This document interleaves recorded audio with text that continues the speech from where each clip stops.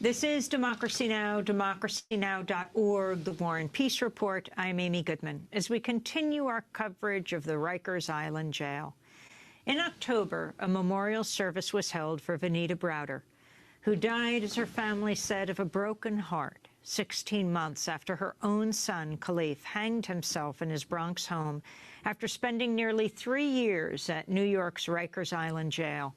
In 2010, Khalif was just 16. He was sent to Rikers Island without trial on suspicion of stealing a backpack. He always maintained his innocence and demanded a trial. He spent the next nearly 3 years at Rikers, even though he was never tried or convicted. For nearly 800 days of that time, he was held in solitary confinement. Near the end of his jail time, the judge offered to sentence him to time served if he simply entered a guilty plea. He told him he could face 15 years in prison if he went to trial and was convicted. But Khalif was insistent. He still refused to accept the plea deal. He was only released when the case was dismissed. While at Rikers, Khalif was repeatedly assaulted by guards and other prisoners. He also told Huffington Post Live he was repeatedly denied food by guards while he was in solitary. These experiences traumatized him. Ultimately, after his release, Khalif Browder took his own life on June 6, 2015, when he was 22 years old. For more, we're joined by Akeem Browder, Khalif's older brother, founder of the campaign to shut down Rikers. Akeem, welcome to Democracy Now! It's really good to have you with us, and our condolences on the death of your mom, Vanita, and of your brother, Khalif. That is a lot to take in. Yeah, thank you for having me. As I let people know, I'm hoping that people realize that the system has claimed already too, and I say the system, but I want to put a face to it. De Blasio, our mayor, Mayor de Blasio has already claimed 2 of my family members, and it's not a confusion as to why. I mean, depression runs thoroughly in our family because of what happened to Khalif, and anxiety and stress. And my mother, through her heart attack that just took her life last week, my mother constantly kept on letting it be known that they took her boy, they took her son, and all she wanted was someone to take a stance and say, yes, I'm responsible. She wanted someone to be responsible for her son's loss. Take us through what happened. Khalif is a 16-year-old, lives in the Bronx. He's picked up. The police say he stole a backpack. They don't have a witness to this. They don't have even a complainant whose backpack it is, who they claim. They claim, but so, I mean, if you think of it, whenever you see or hear of these kind of stories, you take for granted because the news says that this person is arrested for robbery or murder or something, but you don't know the circumstances, so the news is not really telling you that what actually happened is my mom finally let Khalif out on his at 16 years old to go to a birthday party. You mean she didn't like him out and about at night? Yeah, we weren't actually allowed out. We had privileges as we got older, 16 being that to then be able to have an 11 o'clock curfew.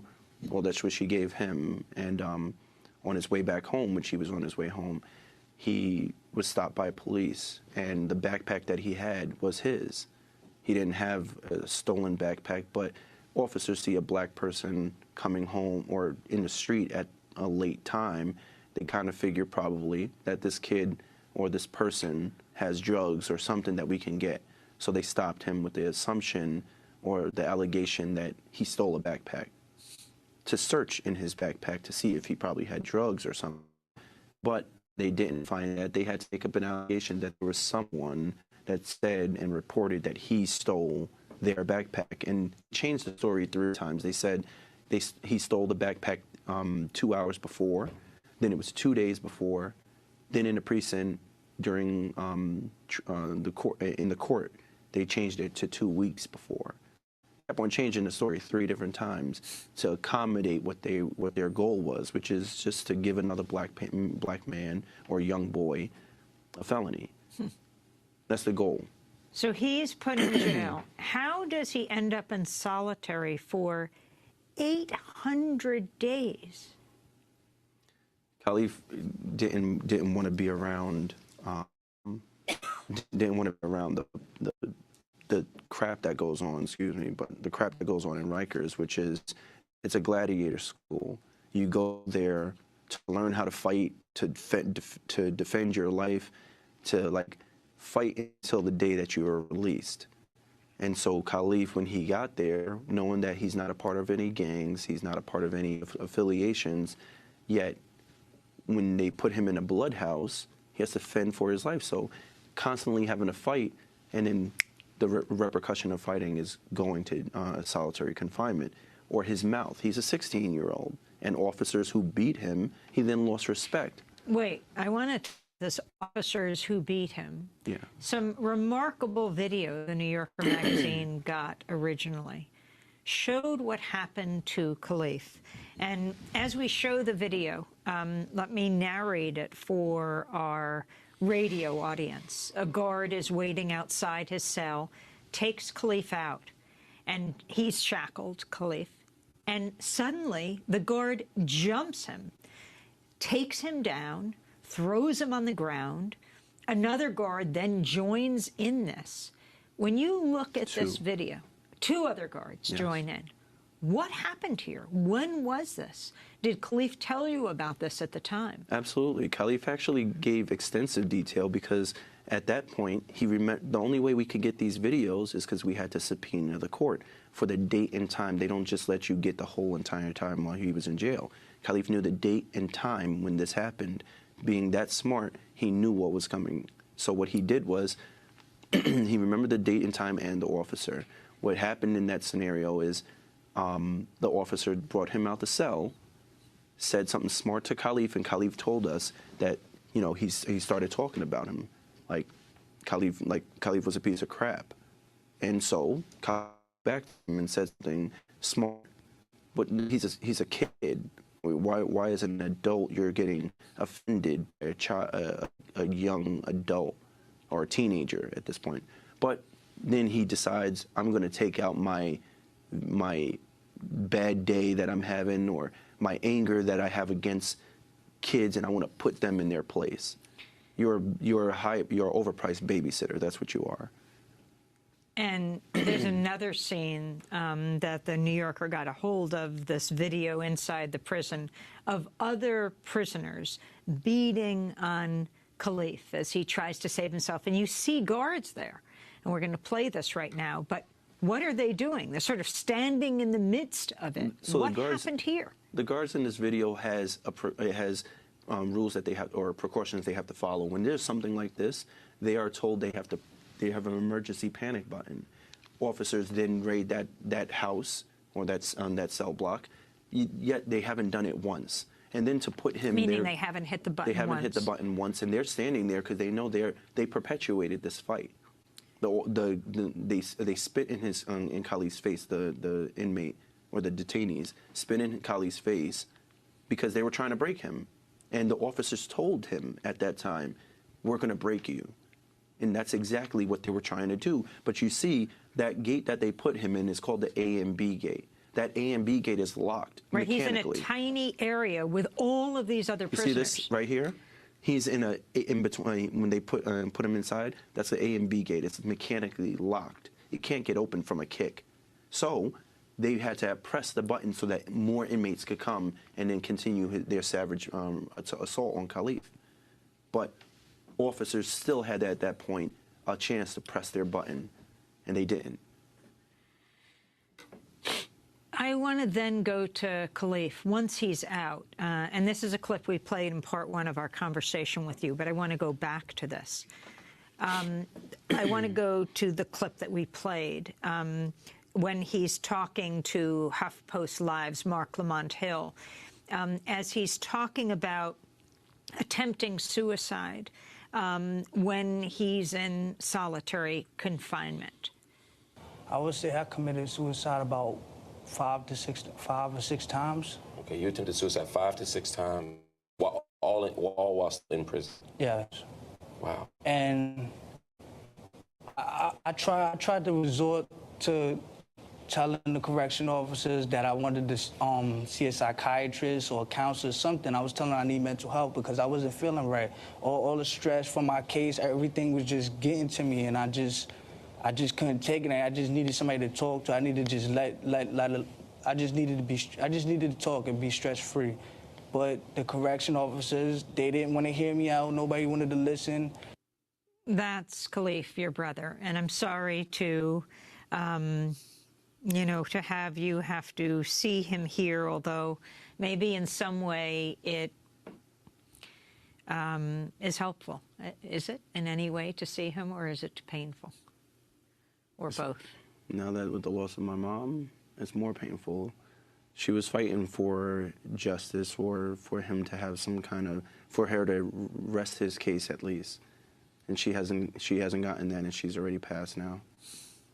So he's describing attempting suicide. Talk about what happened when he's in solitary and he attempts suicide. What happens to him there? How do they care for him?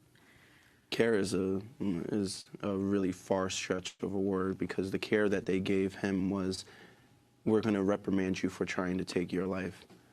So what they did was, when Khalif stepped outside of his cell to slice his wrist because he was calling for attention while he was in the cell, he was calling for attention and no one gave him attention for for 2 days.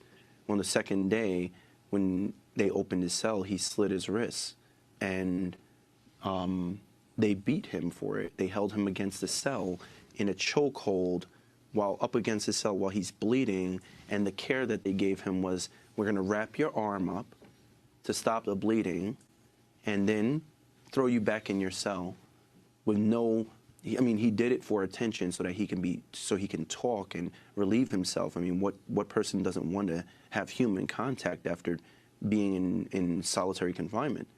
And he couldn't take it, especially being innocent. Can you imagine what he was thinking? Man, why do I have to go through this? Like, I didn't do anything. And then all of a sudden, I have to slice my wrist to get attention. He wasn't suicidal. Just so you know, he attempted suicide because of all the things that he went through. But before he was home, he was never suicidal. Khalif was, if anything, a strong kid. Let's go back to Khalif talking on HuffPost Live. If you say anything that could tick them off in any type of way, some of them, which is a lot of them, what they do is they starve you, they won't feed you, and it's already hard in there because if you get the 3 trays that you get every day, you're still hungry because I guess that's part of the punishment. So if they starve you 1 tray, that could really make an impact on you. And how much were you starved? I was starved a lot. I can't even count. Khalif was starved, and to put it more clearly, breakfast, lunch, dinner, breakfast, lunch, he didn't get till dinner, where they would then give him a tray of cabbage. And Khalif tried to make it right. You know, in one of the visits, he told me that, they gave me cabbage, but at least they gave me bread and cabbage. I didn't eat the bread because Khalif was very much, he wanted to be fit. And so he's like, but I eat the healthy stuff. I ate all the cabbage. How do you, I mean, he's trying to make it right in his mind. And that's what I heard when he told me. I'm sitting in this visit with him, and he's like, but I ate the cabbage. And I'm sitting there like wanting to cry, but I can't let him see that I'm going to cry because he has to be strong. He's going back in there, and yet he's only eating cabbage after breakfast, lunch, dinner, breakfast, lunch, and then... Which he didn't get. Which he didn't get, yes, all those meals, I'm sorry. Served. He wasn't served. Breakfast, lunch, dinner, then the next day breakfast, lunch. So he hadn't eaten for a day and 3/4, and then they give him a tray of cabbage and bread. Which he didn't eat the bread.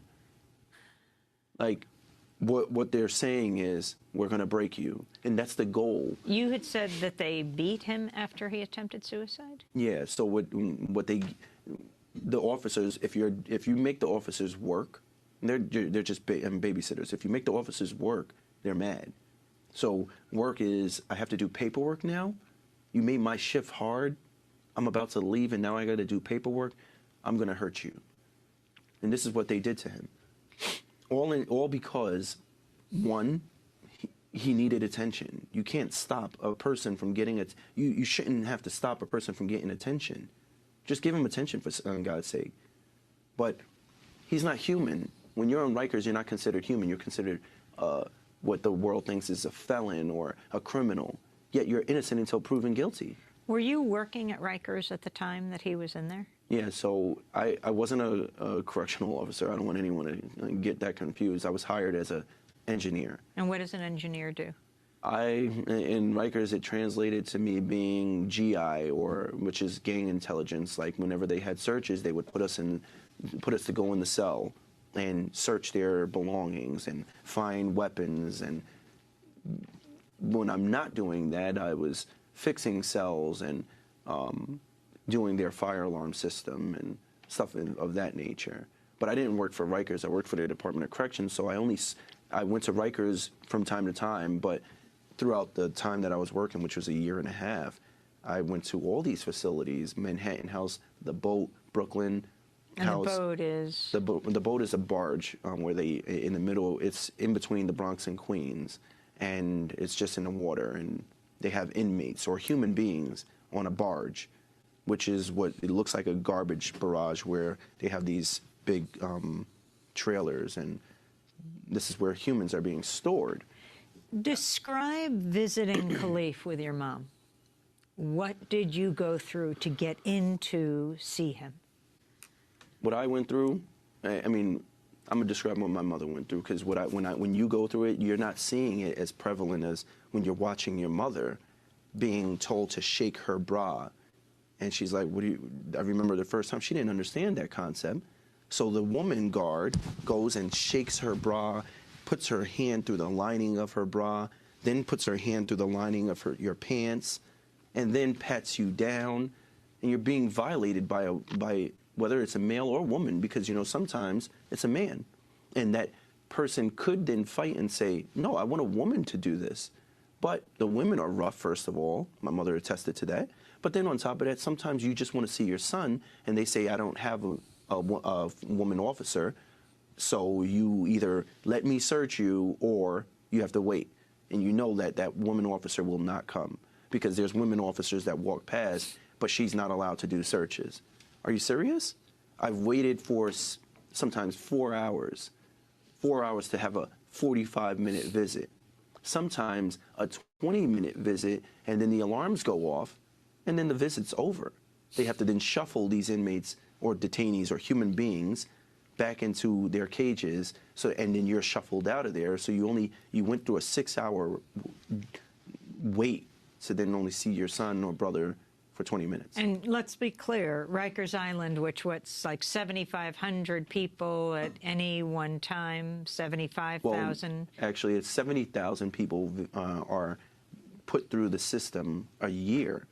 And yet, I mean, just 2 years ago, or last year, ending 2014, there was 14,000 people that stayed there as detainees prolonged.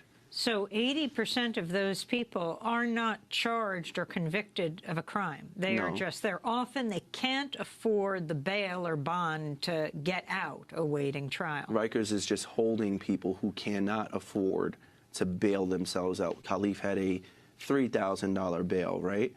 But it was $10,000. It's just the percentage that they say that's needed is only $3,000. Only $3,000 is kind of hard for a mother who doesn't have financial support. The husband is an estranged, 16-year estranged husband who now is advantageous because since he's technically the husband, he technically is deserving of 50% or 100% of the Khalif's estate. But when at the time, Khalif only needed $3,000 to be bailed out, and my mother couldn't afford that, and we couldn't get the money up. Besides, we also thought they were going to release him because he didn't do anything. But as time went on, they started offering him 15 years. This scared Khalif. On a visit one time, I'm like, Khalif, just, you know what, take 7 years. I was telling him this. Take 7 years in prison? Because they offered 15, and I'm like, no, this is not possible. But then my mother's getting really worried, like 15 years, my son's going to be in 15 years, come out at 30 years old? We can't do this. So then then come to you with a better offer, 7 years, and we're like, Khalif, just take it, because like the attorney he had, the public defender, was telling him this is the best you're going to get. Was telling him that, you know, they're being generous, but if you go to trial, they can give you the max of 15 years. So then it scares you that when you hear 7 years, you know, I'm going to take it. But Khalif, he was actually strong. I remember visiting him one separate time where I'm like, Khalif, they don't have nothing on you. This is a game that they play. But who knew it was going to be 3 years? And most of that time in solitary confinement. More than half. Earlier this year, Vanita Browder, Khalif and Akeem's mom, spoke at the America Justice Summit and described the day she found Khalif's body hanging from the side of their home. I was home alone with him, and we had a little discussion earlier, and I was at a loss as to what to do. I didn't know what to do, how to really, you know, help him, because he became very paranoid, very paranoid. Worried about getting beaten or attacked. Yes, and I tried talking to him, so he went upstairs. And I was just laying on my bed, and he came in. He said, Ma, that was his thing. Ma, you all right? I said, yeah, I'm okay. He went back upstairs, and I hear all this moving. So I figured, you know, he was in his brother's room. He's situating the room so he could get comfortable and watch TV. Then I hear him pacing from one room to the other, but when Khalif is upset, he paces. So I didn't pay attention. Then all of a sudden, I hear this loud noise. And I'm like, oh my goodness, the child and threw his brother's TV out the window. But I said, he can't because there's bars. So I said, wait a minute. I go upstairs. I went in his brother's room, nothing. Then I went in the other room, and he had kicked out the air conditioner covers. And I saw this gold rope thing. And I ran downstairs, and when I opened the backyard door, his foot, one of his feet was on the bar of the gate. And I said, Khalif, stop playing. This is not a joke. It's not funny. I said, Khalif. And then I got afraid to open the door all the way in case it was my fault that he snapped. But when I looked up, his head was just hanging back. He was gone. And that loud noise was his body banging up against the house.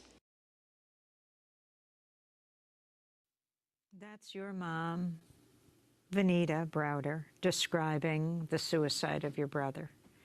You just lost your mom a few weeks ago, and I'm so sorry to play this for you right now.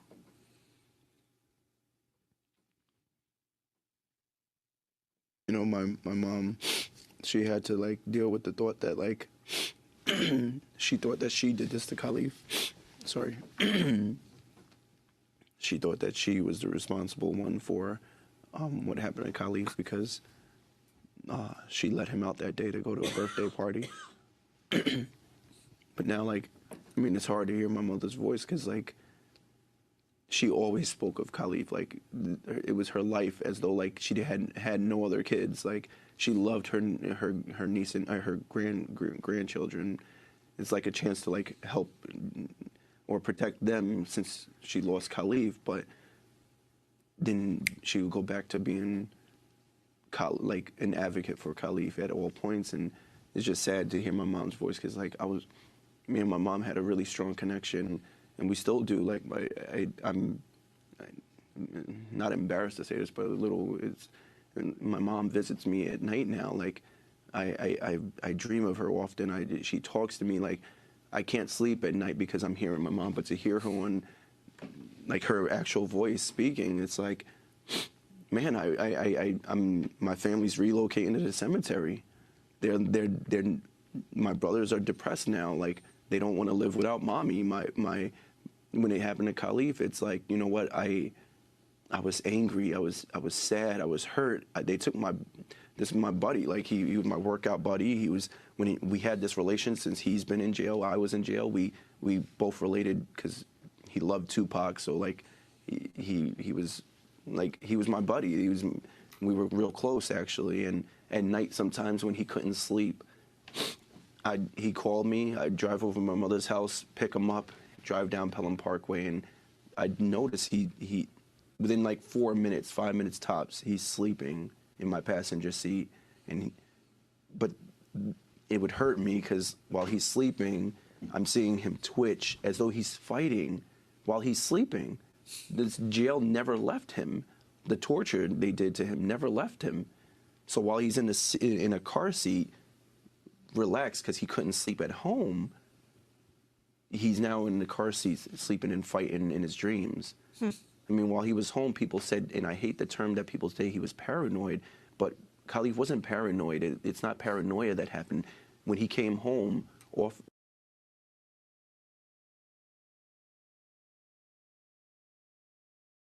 unmarked police cars would sit on the corner of my mother's block, and when he comes outside, they would chase him back in by driving past the house and going like that with their hands, not with the actual gun. Making the form of a gun. Of a gun, and they would go like this when he comes out the house. Like he's shooting it, like they're shooting it. Yeah, and he would run inside, tell my mom.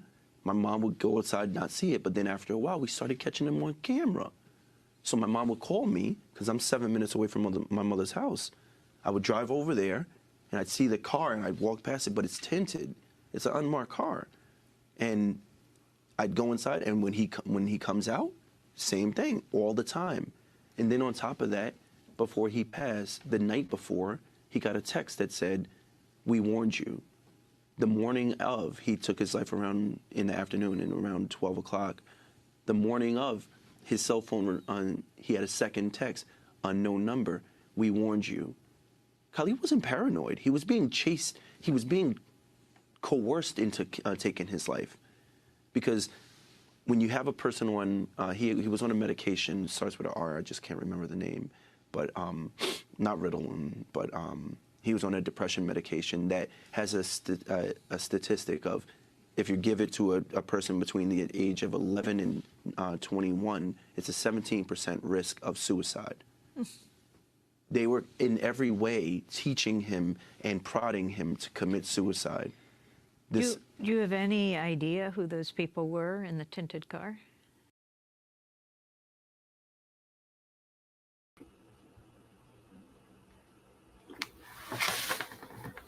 Good morning, New York City, and thank you so much for tuning in today on this day where Khalif Browder would have turned 29 years old.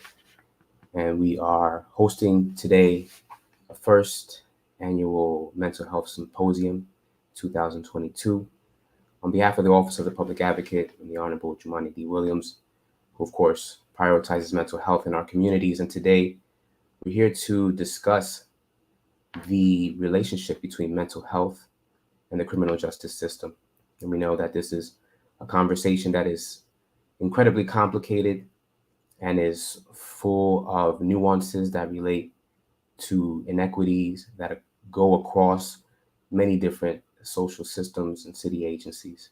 And so we're here today to set the tone, to think about how we can best engage our community in the ways in which we can transform the way we look at mental health, the way we look at people who are incarcerated, and the way that we are addressing structural violence that impacts communities for generations. So I am Solomon Acevedo. I'm the Deputy Public Advocate for Justice, Health, Equity, and Safety. And I use he, him pronouns, and I'm joined by a few comrades today who I will begin adding to this stream. And we will be sharing an amazing time of probing the realities of what is truly happening today. It's a difficult day for some.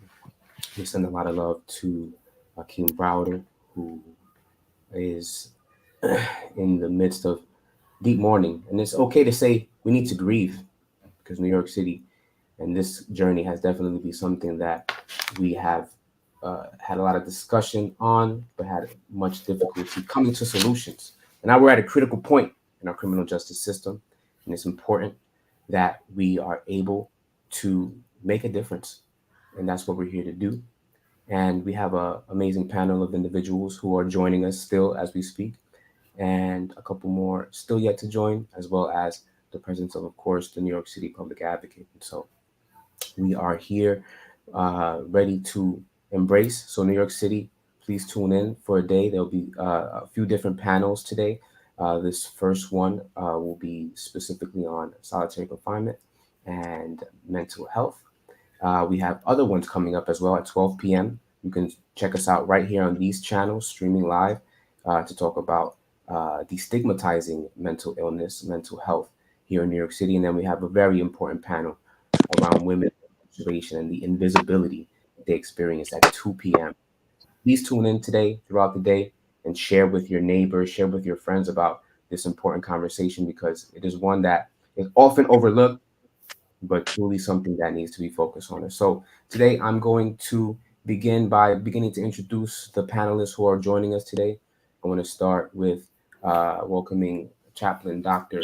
Victoria A. Phillips, who is lovingly known as Dr. V in our community, a leader and a powerful change maker. We want to welcome Dr. Jason Rodriguez, who's here, a violence and interrupting specialist with lived experience on how to really transform the lives of young people. We have with us Marco Barrio, who's such an advocate around many campaigns, mental health central to the subject, a survivor and a great leader in our community, as well as Candy from the whole solitary confinement campaign, Jails Action Coalition, who is always candid, always real, always true, and sharing that information about what it is that happens to people who suffer. And so we're here to build this conversation today and to continue to understand what it is that makes these issues so important and so urgent to be dealt with.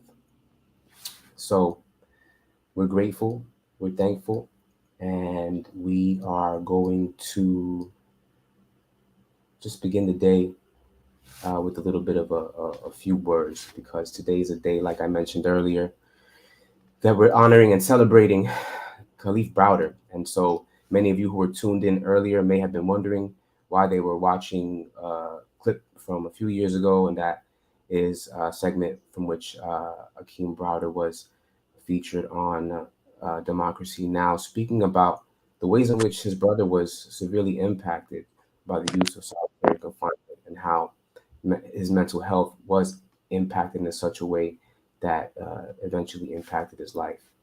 And so we want to make space for that this morning. So good morning, New York City, and welcome. Today, May 25th, 2002, we're here to raise awareness about mental health and this tragic intersection on the criminal justice system. And today is especially important because it was the day that Kalief would have turned 29 years old. Today's the day that Kalief Browder should be asking questions like, I wonder what it will be like when I turn 30. It should be a day where his family should have been celebrating and brainstorming how to fit 29 candles on a cake. Instead, today they're trying to figure out how they can make it to a gravesite by sunset so they can mourn this evening. Sadly, this is not the case, and it's because the level of psychological harm that takes place throughout the process of becoming involved with the criminal justice system, from arrest to reentry, from detention to alternatives, probation and parole, every step creates a level of dehumanization that is permanently stigmatizing.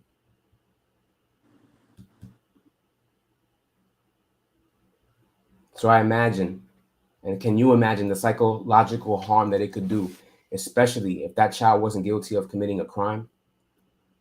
This is a story of Kalief Browder, whose courage and bravery and commitment to justice cost him his life.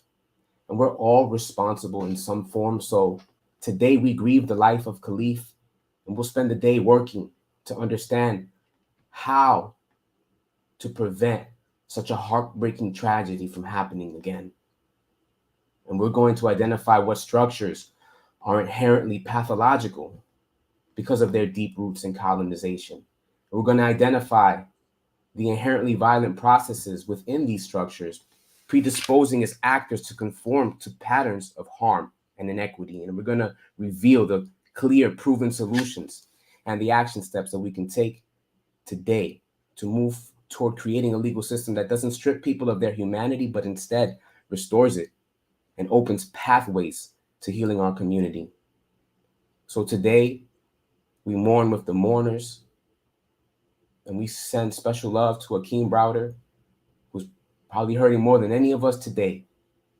And we say, rest in power to Khalid Browder.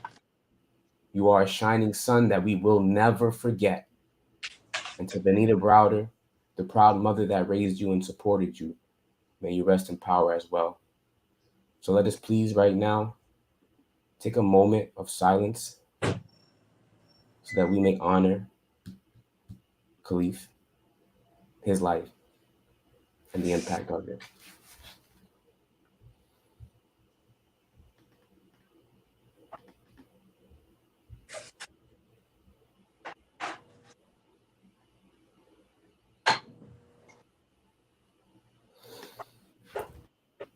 Silence should only be saved for grief.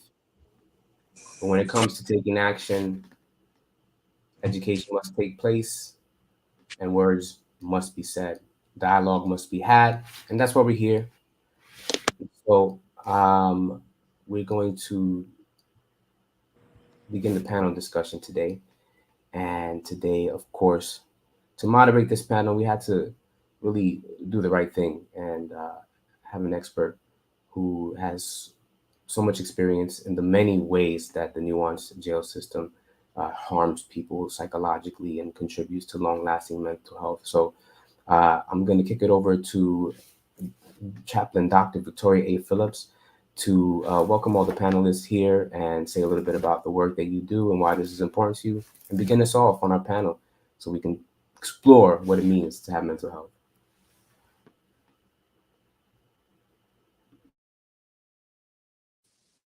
Peace and blessings, everyone. Thank you.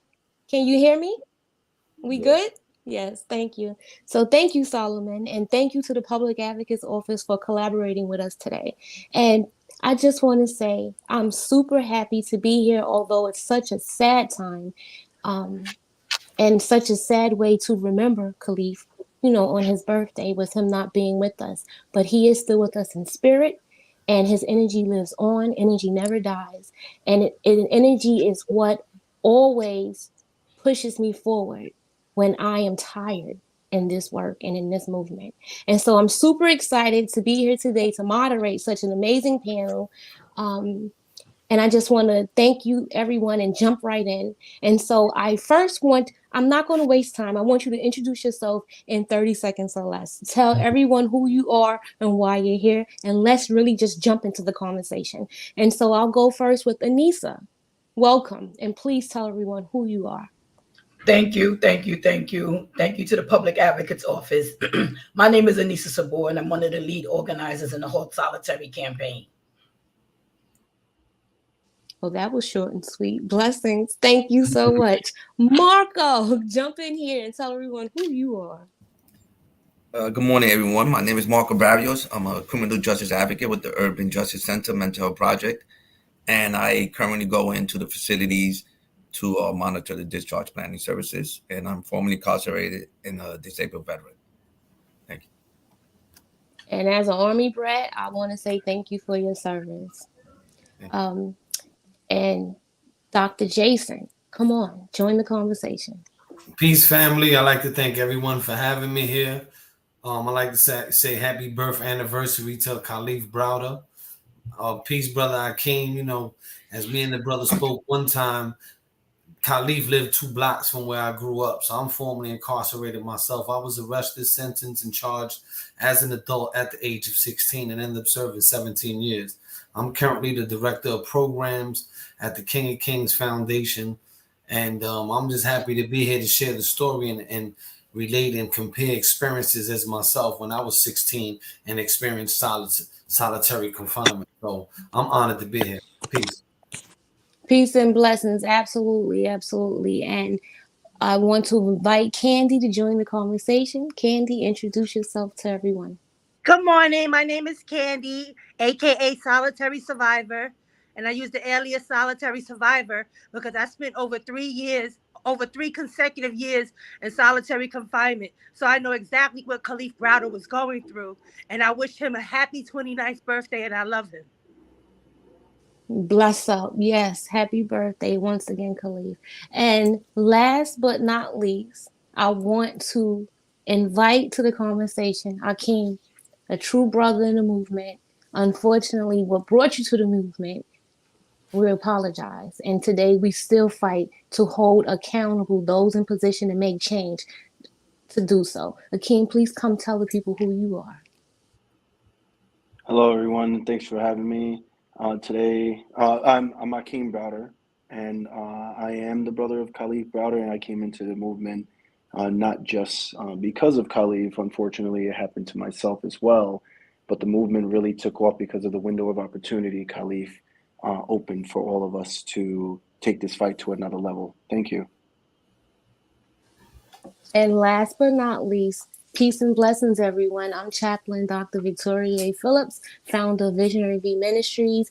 Most people also know me from doing work at the Mental Health Project, Urban Justice Center. I'm going to shout you out. And let's just jump right into it. I'm also the young adult co-chair for the Young Adult Task Force and have sat on the advisory board for DOC for the last 6.5 years. And that will be very important to this conversation today. So just really quickly, I want to touch on a few things. According to New York City Board of Corrections website, it states that following punitive segregation, PSEG, also known as solitary confinement, is a restrictive housing area where people are locked in their cells for 23 hours of a day as punishment for a violent offense. In June 2019, the Department of Correction implemented punitive segregation reforms in order to provide all individuals with restrictive housing a minimum of 4 hours out of cell daily. These reforms implement New York State Commission of Corrections regulations for jails. Okay. In short, a lot of things are going on behind the walls, and a lot of things need to occur differently. Now, I was prompted to read a lot of legal terms that a lot of people get lost in because we don't really understand policy in our communities, the communities that are directly impacted by the criminal legal system. And so I'm not going to waste time clouding the thoughts. I want to jump into the conversation. Is there a difference between segregation and solitary confinement? And if so, why do we think punishment, or no? And why do we think punishment as a form of self-improvement is acceptable for incarcerated people? Is there anyone that wants to get that going? Is there a difference between punitive segregation and solitary confinement? From my experience, I believe there's no difference. Segregated means you're away from other people. So pretty much in my situation, I was segregated while I was in solitary confinement. And I'm just going to add to that. I'm sorry, Dr. V, really quickly, that there is no difference. Isolation is isolation. Separation and isolation are the same terms. They just use different names. Solitary confinement means they isolate you away. You're not able to socialize, and you're not given the opportunity to program the way that you should. So yes, it's all the same. There's no difference. Thank you, Candy. Thank you, Anissa. Thank you for jumping right in. So to better explain to someone who doesn't come to like a board of correction meeting or a city council hearing, but knows people or have been through the system themselves, what is punitive segregation? What's the word I want to say? It's God, I can't think of the word. It's punitive, just what you said. It is a way that they isolate you from general population, take away any privilege that you can have to stay connected to your loved ones on the outside, communicate with people on the inside in a way that is effective and is really reproductive, where you can actually rehabilitate from the general population. So it actually is nothing but isolation and torture. Wow, that's interesting that you said that, Sister Anissa, because in 2015, the board corrections actually approved rules prohibiting Department of Corrections from placing young adults in punitive segregation. Since October 2016, according to the DOC, there has been no young adults in punitive segregation in New York City jails. And these rules are currently suspended due to an emergency order renewed every 5 days by the mayor since November. This means that currently there is now law in effect prohibiting its use. But according to the United Nations Mandela rules, the use of isolation as a form of punishment for any reason is considered torture. So New York City is always placed in the media across the nation as being the leading state around corrections or anything forward thinking. And the way you just explained punitive segregation, Anissa, is the way I read it according to the United Nations term. And so I'm asking the panel, what are we doing? Who are we putting in solitary? Who are we incarcerating?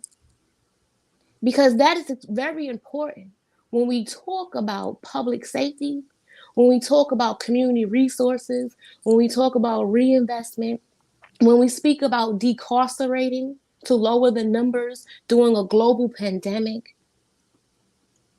Who are we incarcerating? Because that will tell us who we are putting in punitive segregation or solitary confinement.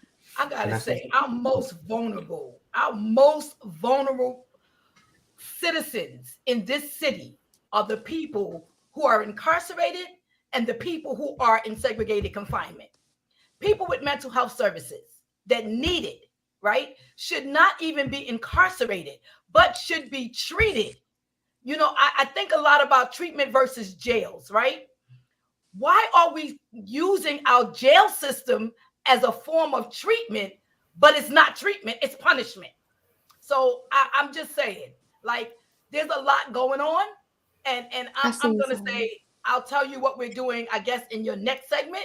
But we need to stop using this punitive method as a way of calling ourselves having public safety in this city. I see Solomon, and then I'm going to go to Marco. But to follow up really quickly, Anissa, you said it correctly, our most vulnerable. And according to DOC's records, 49% of their own population has a mental health concern. So yes, we are incarcerating our most vulnerable. Solomon, please go ahead, jump in. Yeah, and just to piggyback on what Anissa was saying, like, we often fail to forget that one of the things we need to understand about the American criminal legal system is that it's rooted in slavery. And this is important, not simply because of the moral vacancy of forcibly controlling another human being through physical abuse and emotional torment, but also because of the way that Black and brown bodies have been always looked at as commodities from which America profits. And for centuries, this system of capturing young Black men, and now increasingly more Black women, has been profitable for our economy, for producing cheap labor. And as we evolve into more awareness, social harmony, economic equity, this is a practice that should no longer be necessary. And if we're going to do better, we have to acknowledge the fact that incarcerated people are people, not commodities, not objects that are to be controlled for other people's convenience. And incarcerated people have to be nurtured. And those small number of individuals that intentionally cause harm should be confronted with rapid, comprehensive, compassionate intervention that's executed with empathy so that it provides safety to those that are around them. And that's a thing that we often overlook. So absolutely. And I know, Marco, you wanted to jump in here, but Solomon, you said something about slavery. And I always point this out, especially to council members or senators and assembly members, when I encourage them to visit Rikers Island and the boat, because we always talk about Rikers, the island, but never the boat. And what's remarkable is that the boat reminds me, literally to this day in 2022, of the movie in the 70s, The New Jim Crow. And if you really want to see what New York City's Department of Correction facilities and situations really actually mean, go to YouTube and look up the movie, The New Jim Crow. And when you see the way they house human beings, literal heartbeats, when you see the way they throw slum, which they call food, at them, the way they make them drink for dirty, intoxicated water, you'll see that the mindset of white supremacy still festers in our great liberal city. And I'm super excited to see that the public advocate has joined us. So please jump in the conversation and introduce yourself to the people of New York.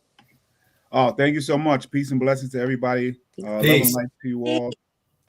Thank you for being a part of the panel. Sorry, I'm a little bit tardy. I did have a little bit of opening remarks, if I can still give it, even though it's not quite opening, if that's Absolutely. all right. Absolutely. Right. I'll just ask that everyone else mute themselves. Thank you. Thank you so much. Just good morning again to everyone. We're coming to you today, everybody knows, on May 25th to raise awareness about mental health and its tragic intersection with our criminal legal system. As has been alluded to, as I listened to, the largest mental health institution in North America is actually Rikers Island, which just shows you how bad this situation is. Today is especially important because it is the day that Kalief Browder would have turned 29 years old. As I'm sure was mentioned, today is the day that he would have asked himself questions like, I wonder what it would be like to turn 30 next year. He will not have that opportunity. It's the day where his family should have been celebrating and brainstorming about how to fit 29 candles onto a cake. Instead, they're trying to figure out if they can make it to the graveside by sunset to mourn this evening. Sadly, this is not the case. This is not the case. This case hasn't brought the changes that we have wanted to see. This case has shown, because of the level of psychological harm that takes place throughout the process of becoming involved with the criminal legal system, from arrest to reentry, detention to alternatives, probation and parole. Every step seems to create levels of dehumanization that is permanently stigmatizing. So imagine the psychological harm that it could do to a child, especially if that child wasn't guilty of even committing the crime they were accused of. Obviously, that's the story that we hear of Kalief Browder. I'm so proud of his brother for the work that he's continuing to do. But Kalief's courage and bravery and commitment to justice seems to have cost him his life. And we are all responsible in some form for not preventing that from happening. So today we grieve the life of Kalief, and we spend the day working to understand how to prevent such a heartbreaking tragedy again. We identify the structures inherently pathological because of their deep roots in some of the things that was being said before, whether it's slavery, colonization. We will identify the inherently violent process within these structures, postponing folks to conform to patterns of harm and inequity. We will reveal the clear proven solutions and the action steps we can take today to move toward creating a legal system that doesn't just strip people of their humanity, but instead tries to restore an open pathway to healing our community. I don't think any of us believe that the word correction is applied to what we have now. So today we mourn with the mourners, and we spend special love to Akeem, who is surely hurting more than many of us today. We say rest in power to Kalief Browder, shining for us and never forget. And to Benita Browder, the proud mother that raised and supported you both, may you rest in power as well.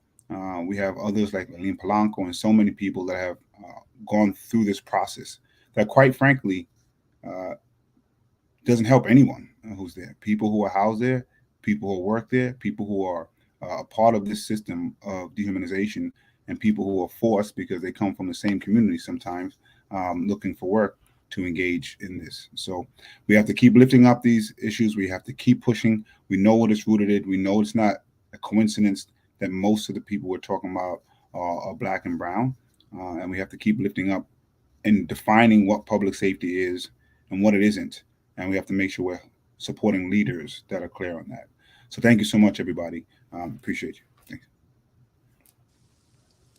Thank you so much. Akeem, I know you wanted to jump in here. We appreciate the public advocate jumping on. Do you want to give some words before I jump to the next question? Please join us. Hi, everyone. Can you hear me? Yeah. So I appreciate this conversation, and I appreciate what we're talking about. I think, but one thing that we should get comfortable with is, outside of having conversation, action needs to follow. Action is the verb that is going to make things change from what we have now to what we can get and where we can be. But to answer the question, I have my own version of the answer that I want to answer about why we continue doing this perpetual torture or horrific imprisonment. America started imprisoning people, obviously, as a means of retaining their power against Black people who were, or African Americans, or who were freed, or so quote unquote freed from slavery. However, they did so in their ways or their methods to say that, you know, it's about rehabilitation, segregation, so that people are kept, or communities are kept safe from them, from those that are doing the harm or even harming themselves. And they did it for retribution as well, they say, and as well as punishment. Now, under these principles that they do it for, they explain themselves like rehabilitation, but that's not happening, obviously. All these values that they set out to say that this is why they're doing America itself, in parts imprisonment, none of it has actually worked. If we even do qualitative research or any quantitative research, we can see that it doesn't work. And so America can be accused of operating insane, because doing the same thing over and over, expecting different results, is the definition of insanity. Now, what they have been doing is punishment. And punishment is all this punitive segregation or incarceration, period. That's all the goal is to achieve, and they've been doing it lucratively. And so that's the motivating factor. Let's not be confused as to why they're doing it. We already know it's not for rehabilitation. Segregation, we could say that they're putting the community, they can't say that they actually are segregating for the safety of the communities, because when you release someone who has been rattled in their cage for a year, 2, or however long, and then you release them into the public, who's to say that their psyche would not cause them to be a more of a threat, or could not be, and become actually threatened by the community? Like, it's not helpful. Me, as a person who I'm finishing a PhD in sociology, understanding how humans behave is very important in understanding why America does what it does. It's only doing it for its own benefit, and we are the contingent. We are the ones that suffer from it. I'm gonna leave it at that, just because I don't want to overtalk. But thank you. No, thank you so much. And you actually gave a segue into my next question. So, speaking on the purpose of incarceration, speaking on the criminal legal system, so often I always say hashtag we are not revenue for the city. Speaking of revenue, the city council actually has a budget hearing today from the public being able to testify around Department of Corrections. And so I just want to address the next question. The Department of Corrections recently requested that next year's fiscal budget include an increase for the Risk Management and Accountability System, RMAS. They requested an increase of $59.1 million baseline beginning in fiscal year 2023 for 578 uniform lines. This increase is funded uniform positions. Is to support RMAS, which is a new operational requirement that calls for a more robust staffing plan within the housing areas designated for RMAS and the George Vernal Center, GRVC. So my question is, what is the RMAS system, and is it an effective way to address violence? Is there a better alternative? Anissa, what is RMAS? So they call it the Risk Management Assessment System, right? You're not assessing anyone's risk to general population. What it actually is a cage within a cage. Call it what it is. It's a cage where they're actually putting people in cages and saying they're having social interactions while they assess them. It's the same thing as solitary confinement, only using another name. The sad part is there is an alternative. There is an alternative where people can get full, true, meaningful programming and out of cell to have interactions with programs, work details, and other things that could really help them to rehabilitate themselves. People who are locked up in these RMASs should be getting mental health treatment, substance treatment, educational opportunities, but instead you're isolating them in the same punitive methods that you use that we call solitary confinement. So where's the difference? Where's the true meaning of assessing someone's risk to general population? So there is none. There is no assessment. There is no real out of cell time for people to actually engage socially, educationally, or to get treatment for whatever behavior modification they may need or mental health services that they may need. We talk about that budget, right? If we took that, what was it, 50, what million? 59. And back into our communities that provided mental health counseling, substance counseling, supportive housing, and all of the things that we need in our communities to help our communities thrive, to me, that's public safety. And that's all I'm going to say.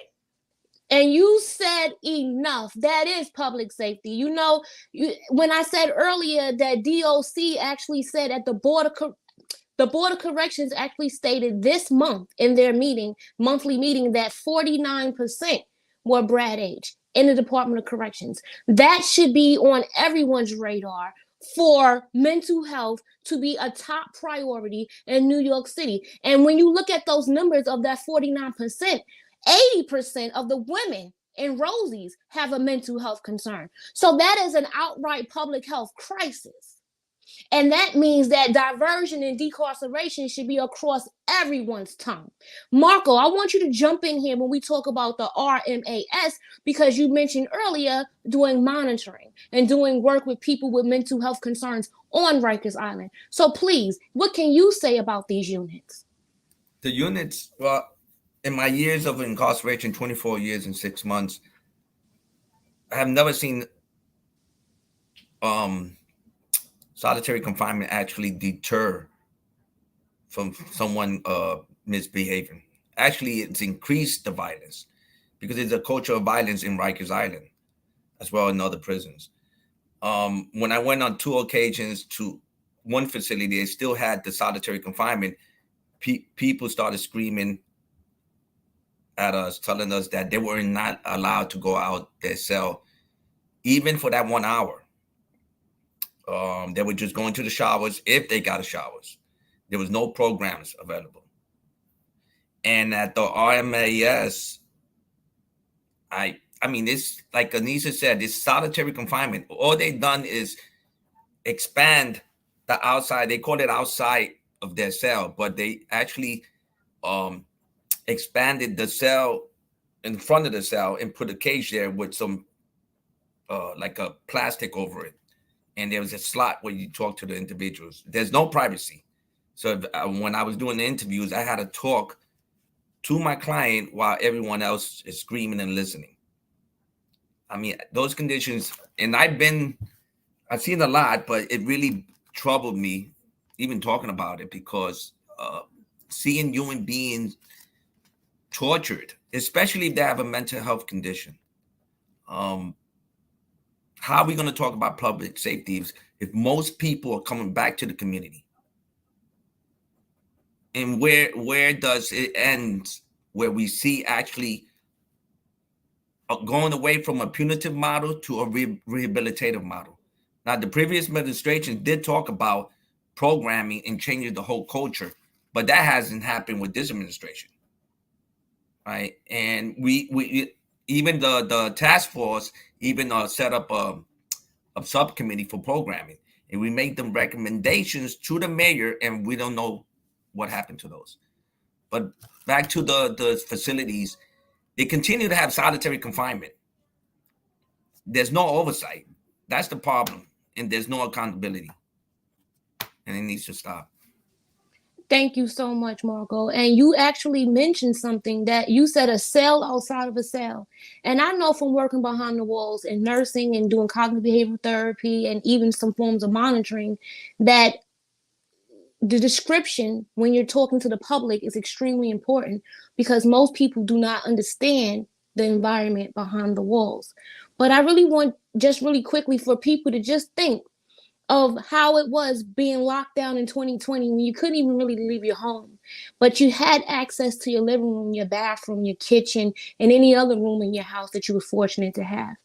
And just thinking that being locked in your bedroom all day, and then someone opening up your bedroom door and saying you can take 5 feet, 5 steps, not even 5 feet, 5 steps, and that's it, and then go back in your room. Where do we go from this? Who are we really incarcerating? What are we really doing? And what are the long-lasting effects of isolation? And how does it prevent a person's re-entry into society? I think Candy, Anissa, Marco, Jason, Dr. Jason, any one of you can answer that question. I saw your hand, Dr. Jason. Okay, Candy. Dr. J, go ahead. Candy and then Dr. Jason. Yeah, get it, Candy. I did not know what solitary confinement was. In hindsight, I found out precisely what it was. It's a place to tear people down mentally, emotionally, physically, spiritually, religiously. It broke me down mentally, emotionally, physically, but not spiritually and emotionally. I never lost my faith in God. But God put me there so I can learn what solitary confinement is all about, so I can come out and testify to end solitary confinement for good. What I'm trying to say is solitary confinement is made up to break a person down. There's no help. They call it Department of Corrections, but it should be Department of Corruption. I went in there with no mental health illness at all, and I came out with several mental health illnesses, and I still suffer from suicidal ideation to this day. I'm sorry. I hate to be so. I hate to be so. You don't have to apologize for sharing your truth, Candy. Okay, but that's just how I feel. I still fight with trying to commit suicide, and I do little things like take a shower and a hot bath and to cope, or get some ice cream, or go for a nice walk outside. But people in solitary confinement can't do that. If they want to take a hot shower because the officer just harassed them, or if they want to take a nice bath because the officer took their pictures and ripped them up, as they do to people to make them upset. This is, I'm just so upset that solitary confinement is still being practiced. I just don't understand. After Kalief Browder, they should have ended solitary confinement. He did not commit suicide. Solitary confinement killed him. The Department of Correction failed him. The NYPD failed him. It's their fault that he's gone. And I'm sorry, it touches my heart because his situation and my situation are so close that it just breaks me down every time we talk about him, because he was just a baby when he went in there. He was a baby when he came out. He deserved to be spending his 29th birthday, at a bar with his brother Akeem, having a good time, not in a casket. So it just touches my heart when we talk about him, and it's personal to me. And I just think they need to just end solitary confinement, no matter what they want to call it, punitive segregation, solitary confinement, whatever they want to call it, they need to just end it. Thank you so much for that, Candy. Jason, Dr. Jason? Yeah, peace, everyone. It's like, I want to start with people perceive reality based on the individual heart and mind and quality of their faith. Again, I was arrested at the age of 16. I had just turned 16, 2 months, and was arrested, charged, and sentenced as an adult, and ended up serving 17 years. We have to look at the wording, too, as Brother Akeem said, about emancipation and freeing the slaves. You got to see the words, the etymology of words. Emancipation derives from the root word in Latin, emancipare. So it means to free from one's hands, but not from one's control. So we're definitely still feeling the psychosis of slavery in ourselves every day. Because remember, it's a trauma that comes genetically. So when you look at SHU, that's what they call it when you go upstate. We're talking about Rikers Island. I was in the Bing. I was 16 years old. I did 30 days. When I was sentenced and went upstate, not even 6 months upstate, I was given 1 year of solitary confinement. Back then, it was known as keep lock. Then the more the trouble comes. You look at it, they got SHU, Special Housing Unit. And in that unit is almost like slavery. They tell you, if we release you to the cage and you fighting, we're going to tell you to break it up. If you don't break it up, we're going to come at you. So it depends on individuals and how we take our lessons in life, because we are creatures that adapt. I didn't ever think I would be able to survive prison, but I had to adapt.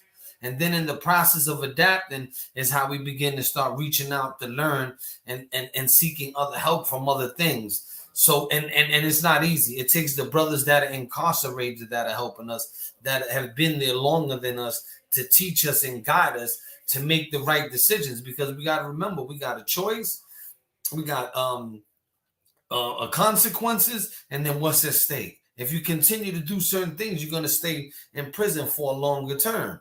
If not, you're going to get released. So we have to look at the psyche instead of, like you said, rehabilitation. We have to help people. The education. Most of us, when we went in, I didn't have I got arrested in school. I was coming out of school. I had just turned 16. So we began an education process in prison as well. And in my time while incarcerated, they took the college program out, because they were realizing that with people being released that were educated, the recidivism rate began to drop. So during Pataki's rule, he comes and he denies and he pulls out college, and it makes us. And that's when the time, as you see now, the street organizations began inside the prisons. Now we're looking at the aftermath. We have to remember, a lot of these children are coming from parents that were caught up in the drug era, whether it was the crack era. And now we're in a different era with the opioids and pills and everything else. It's all by design. That's how they keep control. And I want to make a statement about the shooting in Buffalo. You had an officer that was suspended without pay who mimicked the shooting in Buffalo, who was an officer in Attica. These are the people that are employed that are supposedly watching those incarcerated. Peace. Peace. You definitely said a lot, and I want to keep the conversation going because it literally all makes sense, people. If you watch the numbers, if you look at how we're preyed upon in the community, if you look at how we lack certain resources, but they'll put the money that they should invest in our communities into the criminal legal system, the law enforcement system, the police department, the correction department, instead of the mental health department. And I want to say this before I go into my next question, because it was extremely alarming to me that our mayor put together an interagency to respond to the needs of Rikers Island, yet with the data stating 49% have a Brad H designation, there was no Department of Health and Mental Health in that task force. And the commissioner recently submitted a plan that did not address mental health on Rikers Island at all. And so I want to bring it to the public advocate. And I want to say, more than a decade ago, the city reached a legal settlement with plaintiffs in the case that became known as Brad H. The city agreed to provide incarcerated people confined in its jails for at least 24 hours and who received treatment for mental illness during that time. There will be a plan for assessing ongoing services upon release. What is so alarming about the current number Brad H designations, and what does it demonstrate about how we value mental health for incarcerated people? So I think what's most alarming is that what I mentioned at the top, that Rikers Island is one of the largest mental health institutions in the country, North America. It's alarming when people aim to minimize the value of this and people who are there, parsing out serious mental health designations from other mental health designations. The number of serious mental health designations are a little lower than 20%. Yet that number is still outrageous, because we should not have hundreds of people in our city not yet convicted of a crime who are committed one of our mental limitations that really need supportive housing or medical therapeutic setting. And for the other percentages that do fall in the Brad H category but not considered serious, their needs are still valid. And we're not acknowledging the validity of people's needs. You know, we often hear people, unfortunately, people who work there sometimes saying people are faking mental illness, or they're just saying the mental problems so they can get some kind of movement. If you are in that dire situation, you're saying whatever you can just to have some movement. that means something. Like, even if you didn't come in with a mental health diagnosis, and if you are in solitary and otherwise being treated inhumane, that can actually change your mental status. So whether a person is incarcerated or not, they deserve the mental health assessment in the same way that any officer can walk into HR and request leave for mental health reasons. And so we're fully ignoring that, and it's causing more problems. Even if, as you speak to people, even Workday, they will tell you how many people have mental health issues. And even if they're not doing it publicly, we'll say they are very clear that many of those people don't have to be there. I did want to go back to the previous question about RMAS. I know folks are always listening to what I'm saying in every single word. So I want to be clear. One of the reasons that we're trying to push this bill that we're pushing now is, one, to end solitary, but also to be more realistic in describing what people are experiencing. And so when people hear RMAS, they may not understand that people are actually still in a cell. So we do want to make sure that those definitions are delineated so that we can speak about what it is that we're actually doing. I always do want to make sure that I'm clear that we do need to separate people, and we can do that without isolating them. One of the main issues I found in RMAS, even if you have to separate someone for a while, I didn't see any real services being provided, and I didn't see anyone actually with a plan to be removed from that system. So it seems like people are just, the system just seems to there to present a place for people to be housed and cycled in and out of Rikers, which is unfortunate. I haven't seen anything. I did see something in some of the youth areas trying. I guess we definitely need more funding in that area, but definitely with RMAS, it didn't seem like it was something set up to help people or be assessed so they can get back to the general population. We know that we have a CAPS program, we have a PACE program that works really well. And those are the things that we need to be funding. So even if you have an RMAS that you're saying we need to put someone here for a little bit to protect everyone, there has to be a pathway out. That pathway out has to be as quickly, expeditious as possible. And we have to describe accurately what people are experiencing.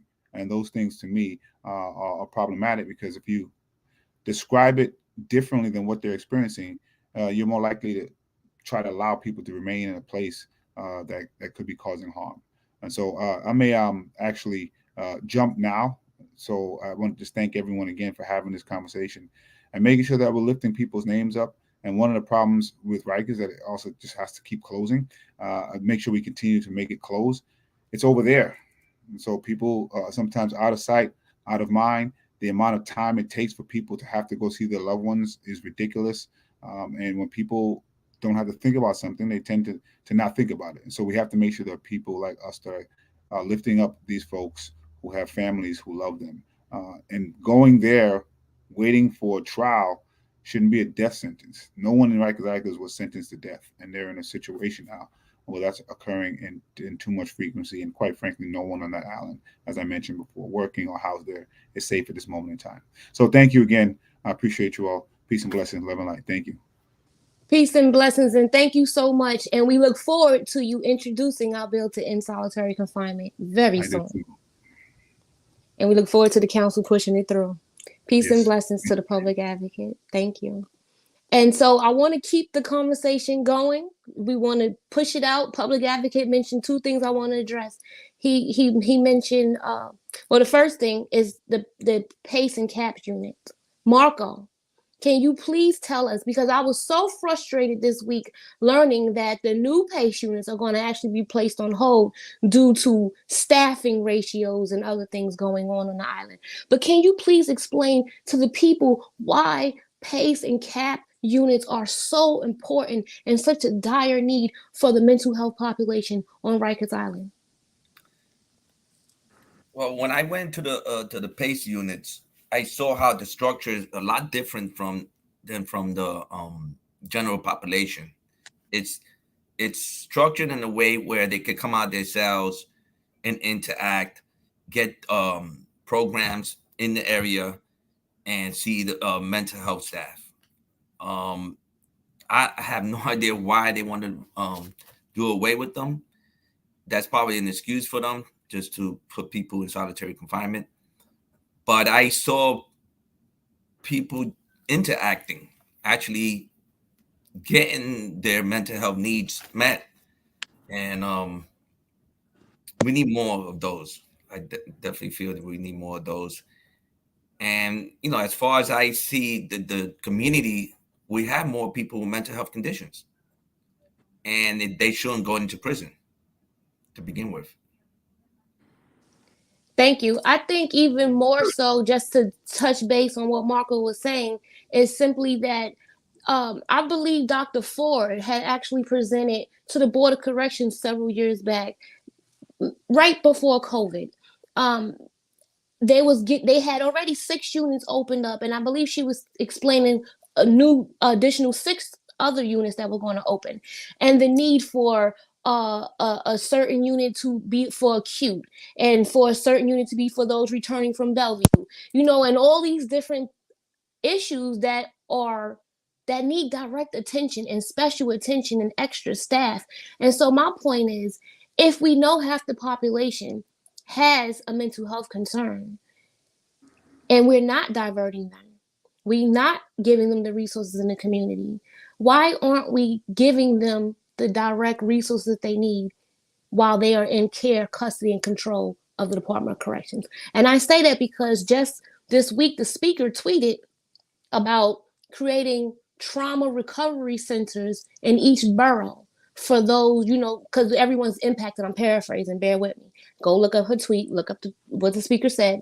But in that, I immediately thought, how awesome would it be if trauma recovery centers were in every facility in the Department of Corrections? Why? Because, like I said earlier, with the mental health population. But one thing that we need to speak on is 77% of women who enter Rosie's actually come in already having at least one prior being the victim of a sexual assault prior to incarceration. And so when we speak about trauma and recovery and putting someone in such a barbaric environment, what does that do to their psyche? And I could go on and on and on for days on who we actually are putting in solitary. And I want to stress to everyone, if we know that our population in DOC already has mental health concerns, why are we putting them in a cage beyond a cage to increase, to allow it to fester, to allow it to grow, to completely traumatize them, only to send them back into our communities? Our communities are only as strong as our weakest link. Remember, that means our babies, that means our elders, that means anyone who can't properly do for themselves in any moment of crisis. It is our responsibility as American citizens to look out for each other. And so I just want to ask the panelists, why else can each of you give me in 30 seconds or less, 60 seconds or less, why is it so important for City Council to pass the bill to end solitary confinement? Although HALT has passed in New York State, because that is a lot of pushback that I keep hearing other people say. So yes, HALT has passed in New York State, but why is it important for New York City local government to go ahead and completely end solitary confinement? Well, Anissa? Oh, Candy, go ahead. I would say that it's imperative because they're saving lives. It's just common sense. People go in there with no mental health illness, and then they're tortured, starved, beat, raped, and that's when they come out with mental health illnesses. I remember one time an officer was screaming at an inmate. Her name was Purcell, an inmate named Purcell, and she told her, "Oh, you're retarded."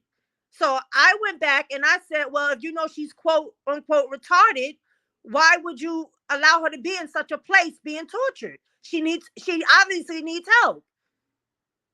So it's just disgusting talking about it. I'm sorry. It just makes me upset that they still have these places with solitary confinement still being practiced. You don't have to apologize. Thank you for sharing your truth. And that's why it was so important for me to invite you on this panel, because I want people to hear from every range of the community. And that means from us who they consider experts, who work behind the walls or have organizations and from those directly impacted who still are capable and able of coming forward to share their truth, to help someone else know this is not right, this is barbaric, it's a violation of human rights, all the things that you do. And so I want you to know we appreciate you. We appreciate your time and your truth, and you don't have to ever apologize for your feelings. Okay, thank you.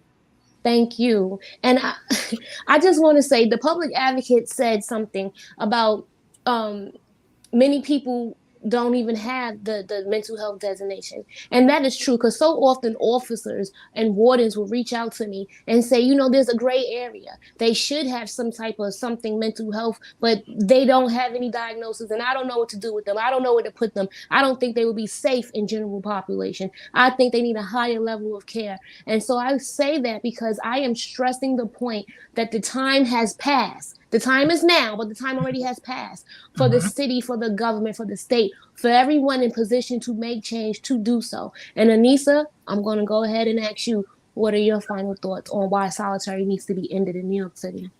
It's so important, right? Because when we do a state law, it impacts our entire state, not just the city. But ending it on Rikers Island would really bring relief to people who are suffering from mental health challenges along with substance use. But for me, it would give people the opportunity to be helped, right? Not to be punished, but to be helped, and to see that if you have a problem, we have a solution. And the solution is not solitary, right? There are so many alternatives that people can engage in and need to be engaging in. And this is why I've been pushing City Council to pass this legislation, right? For someone like Candy, who experienced it and can really talk to the impact, you're killing too many of our people. New York citizens are dying in these horrific practices. It's time to stop. It's time to change. And let's get it done now. I agree. Let's get it done now. Not now, right now. Marco, jump in the conversation. I was just thinking about when I worked at the POW camp during the war. They told us about Geneva Convention, how to treat prisoners.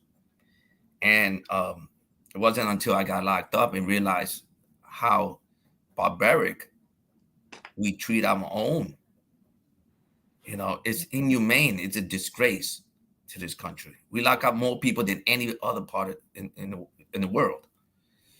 And, just the fact that you're trying to do something to create safety, but in fact, you are creating more violence by torturing people, especially those who already been traumatized.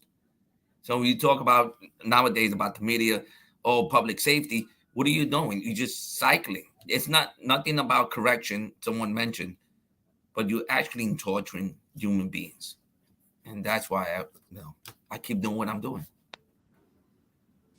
Sometimes people get offended when I explain solitary in my view, being afforded different positions behind the walls over the last 2 decades. I've seen people in solitary in many ways. And so I use the word, and I'm not going to apologize for it. To me, solitary is a mental holocaust, because I've literally visited people and watched life disappear from their eyes.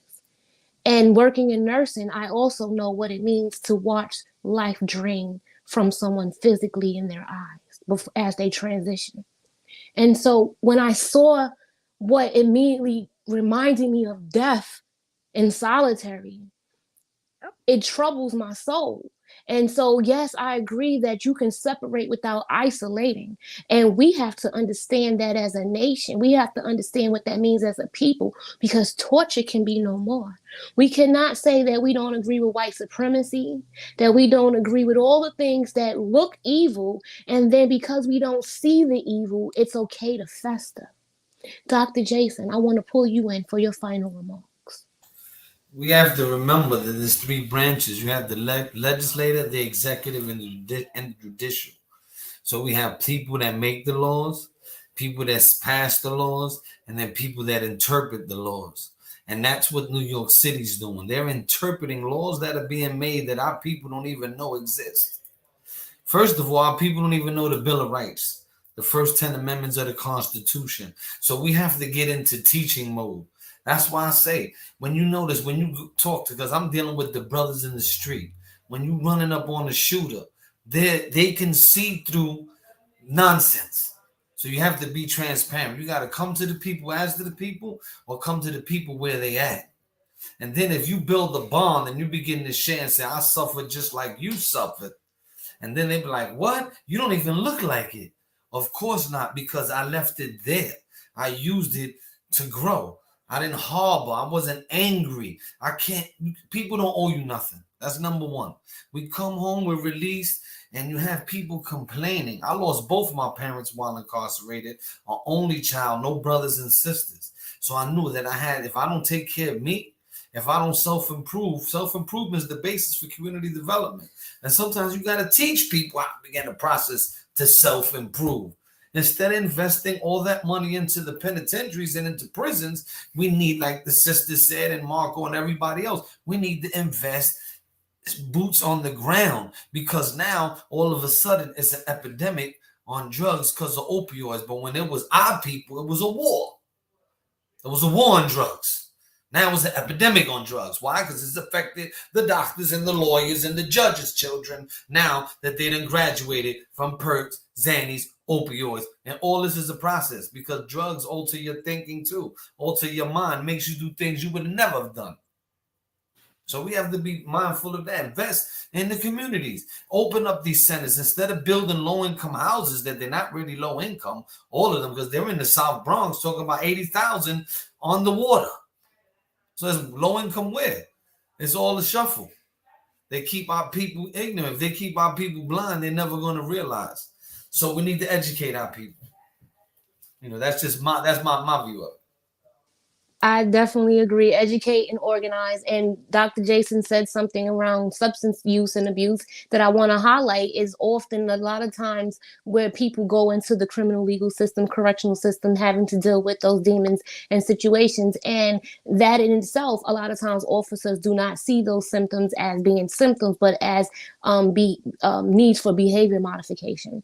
And that can also, someone decompensating or someone going through withdrawal can land someone in solitary confinement. Again, one of our most vulnerable populations. Again, who are we incarcerating? Again, why are we not diverting and restoring the communities that we have tore apart for so long? Solomon, I want to ask you, do you have any final thoughts? I just want to thank everyone who was on this panel for participating. Thank you, Dr. V, for moderating and bringing the conversation together through your experience, and of course to the public advocate for joining and leading the way in trying to make sure that policy becomes codified and that torture is no longer permitted. I am, a person who has watched people suffer, a person who has been wrongfully incarcerated, a person who has lost many, many friends to the prison and the criminal legal system. And I just want to re-emphasize that this is not new. Our country was designed on exploiting people and seeing them as unhuman and making money off of them. It's very simple. It's not a concept that needs mystery or conspiracy theory. You just need to follow the money and read the news, and you will see that people are making money off taking vulnerable young Black and brown people into cages and causing them to work. One thing I want to highlight before I pass it and get off is that, during the hunger strike that took place in January, which was being framed as a protest and not like a lack of services, but I want to emphasize that there was in fact a lack of services that was witnessed by the public advocate, who spoke with individuals who said that they didn't receive food for a weekend, at least 50 individuals. And those individuals were still being transported to work. And that's how we can know that whether people want to have it that way or not, this is what the system does to people. And if we want to correct it, it starts with solitary confinement. It starts with the worst part of the system. We need to twist it back and rehumanize those who we feel we can punish and to change, and accept that we can't do that. We need solidarity with empathy to be able to do that. And so I'm grateful to be on here with you all and to work restlessly until we're able to achieve this. So thank you. And thank you for just all the work and never quitting. This has been decades in the making, so we will get there. Thank you so much. And once again, happy birthday, Khalif. And your memory is not forgotten. We are still fighting for you and all the others lost on Rikers Island due to injustice, due to barbaric treatment and inhumane conditions. We will make change. We will make change. Peace and blessings, everyone. Stay tuned. Peace. We have two more panels coming up. Thank you, everyone. Peace. I gotta Peace and blessings.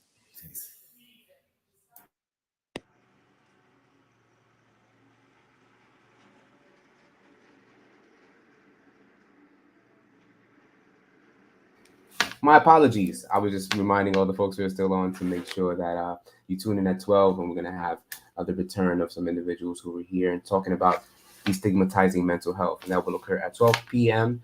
on all streaming platforms at the Office of the Public Advocate. So thank you again for joining us all. Peace.